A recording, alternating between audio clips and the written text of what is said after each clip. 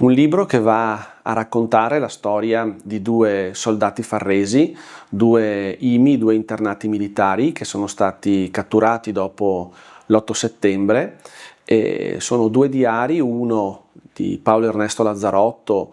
che è stato anche sindaco nel dopoguerra di Farra di Soligo, che ha scritto questo diario quasi giorno per giorno durante la prigionia, nascondendo questi bigliettini dove lui scriveva quello che succedeva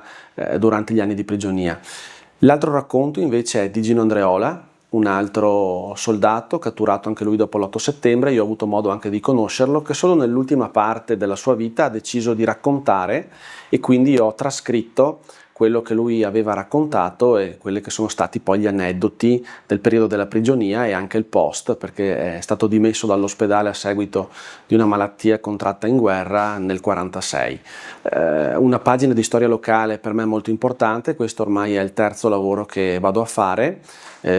questo proprio come autore, e quindi sono molto soddisfatto proprio perché si va a raccontare un aneddoto ancora poco conosciuto di quelli che sono stati i campi di prigionia dei soldati militari italiani dopo l'8 settembre. La presentazione ufficiale sarà appunto venerdì 24 aprile alle ore 8:30 all'Auditorio Santo Stefano, con la presenza anche del Coro San Lorenzo, che andrà ad alternare la lettura dei brani dei diari con le canzoni che richiamano poi al periodo della guerra e a quei momenti difficili.